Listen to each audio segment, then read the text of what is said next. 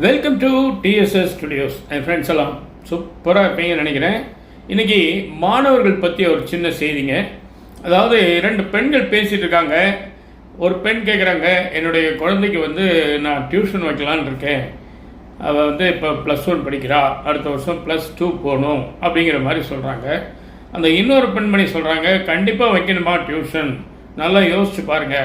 ஆமாம், 2 சப்ஜெக்டில் கொஞ்சம் வீக்காக தான் இருக்கா. ஏற்கனவே 2 சப்ஜெக்ட்டுக்கு டியூஷன் வச்சேன், ஒவ்வொன்றுக்கும் 30,000 40,000 கேட்குறாங்க. அப்படி கொடுத்துமே பெரிய ஒரு முன்னேற்றமும் வரல அப்படின்னு சொல்கிறாங்க கூடவே.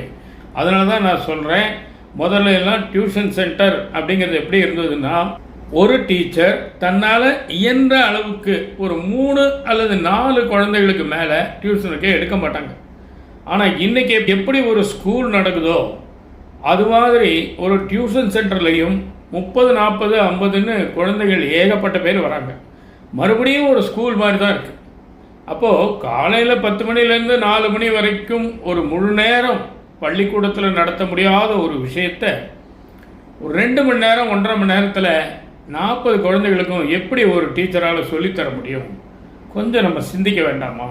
அதனால் டியூஷன் கண்டிப்பாக வேணுமா அப்படின்னு இவங்க திரும்ப அதை பற்றியே பேசிகிட்டு இருக்காங்க.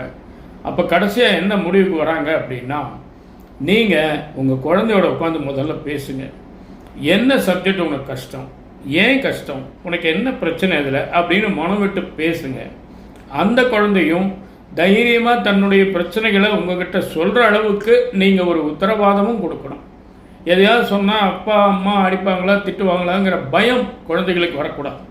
நாம் பெற்ற குழந்தைகள், நம்மை நம்பி பிறந்த குழந்தைகள், அவற்றை நாம் நண்பர்களாக நடத்தினால் இந்த பிரச்சனையே வராது. நிறைய வீட்டில் எதிரிகள் மாதிரி நடத்துகிறாங்க. ஒரு நண்பர் சொல்ல கேட்டிருக்கேன், என் பையன்லாம் என் முன்னாடி நிற்கவே மாட்டான் அப்படின்னு. பையனா விரோதியாவே, ஏன் அவன் முன்னாடி நிற்கக்கூடாது? அந்த அளவுக்கு நீங்கள் ஆணாதிக்கத்தை தகப்பனாதிக்கத்தை மகன் மேலே செலுத்திருக்கீங்கன்னு தானே அர்த்தம். அப்போது அந்த மாதிரி இருக்கக்கூடாது. குழந்தைக்கு ஒரு கஷ்டம்னா அப்பா அம்மானு ஓடி சொல்கிற மாதிரி இருக்கணும். நீங்களும் குழந்தைங்க சொல்கிறத காது கொடுத்து கேட்குற லெவலில் இருக்கணும். எனக்கு நிறைய வேலை இருக்குது, மீட்டிங் இருக்குது, ஆன்லைன் மீட்டிங் அது இதுன்னு சொல்லி தப்பிச்சு ஓடக்கூடாது. சில பேர் என்ன பண்ணுவாங்க, எவ்வளோ வேணால் பணம் தர, என்னை கூப்பிட்டு உட்கார வச்சு பேச வைக்காத, எனக்கு டைம் பத்தாது, எனக்கு பயங்கர டென்ஷன் அப்படின்னு மட்டும் தயவுசெய்து சொல்லாதீங்க. நீங்கள் கொடுக்குற 1000 ரூபாயை விட 5 நிமிஷம் டைம் பல ஆயிரங்களுக்கு சமம். அது உங்களுக்கு புரியாது. தயவுசெய்து புரிஞ்சுக்க முயற்சி பண்ணுங்கள். அந்த மாதிரி குழந்தைகிட்ட பேசும்போது அவங்க என்ன பிரச்சனை சொல்கிறாங்கங்கிறத நீங்கள் கவனிங்க. அதுக்கு என்ன மாற்று ஏற்பாடு செய்ய முடியுங்கிறதையும் யோசிங்க. அதுக்கப்புறம் ஸ்கூலுக்கு போங்க, சம்பந்தப்பட்ட ஆசிரியர்களிடம் பேசுங்க.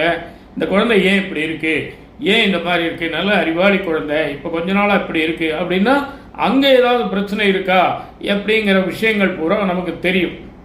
சாதாரணமாக எடுத்துக்கோங்க, பெரிய பிரச்சனைகள்லாம் வர வேண்டாங்க, தப்பு தண்டாக்களே நடக்க வேண்டாம்.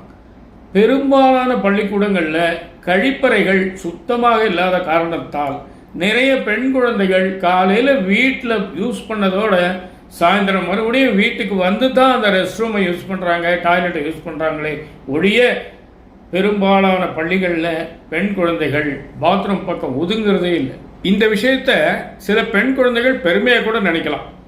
பார்த்தியா, நான் எவ்வளோ நேரம் தாக்கு பிடிச்சேன் பார்த்தியா அப்படிங்கிற மாதிரி சொல்லலாம்.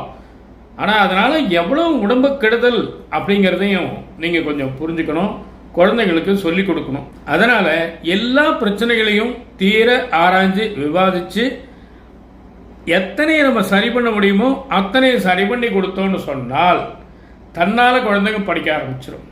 அது மட்டுமல்ல, படிப்பு எவ்வளோ முக்கியம் அப்படிங்கிறத நாம் அப்பப்போ லைட்டாக தொட்டு காமிச்சிக்கிட்டே இருக்கணும். எல்லாம் எங்கள் குழந்தைக்கு தெரியும் அப்படின்னும் விடக்கூடாது. இதுக்கு ஒன்றுமே தெரியாது, இது தேராது அப்படிங்கன்னு சொல்லக்கூடாது. 2க்கு நடுவில் பேலன்ஸாக போகிறவங்க வாழ்க்கையில் நிச்சயமாக வெற்றி அடைகிறாங்க. மீண்டும் டியூஷன் கட்டாயமா அப்படிங்கிறத மட்டும் நீங்கள் மறுபரிசீலனை பண்ணுங்கள். இது டியூஷன் சொல்லி கொடுக்குற எல்லா ஆசிரியர்களையும் குறிப்பிடுவது அல்ல, அதை முதல்ல புரிஞ்சுக்கோங்க. அதனால் நீங்கள் பார்த்து நடந்துக்கங்க.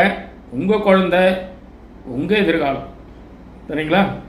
இதான் எனக்கு விஷயம். நிச்சயமாக இந்த விஷயம் உங்களுக்கு பிடிச்சிருக்கும்னு நம்புகிறேன். உங்கள் கருத்துக்களை எதிர்பார்க்குறேன். மீண்டும் அடுத்த எபிசோட சந்திப்போமா? அதுவரை உங்களிடம் விடைபெறுவது உங்கள் அன்பன் டி. சண்முக சுந்தரம், போத்தனூர், கோயம்புத்தூர். நன்றி, வணக்கம்.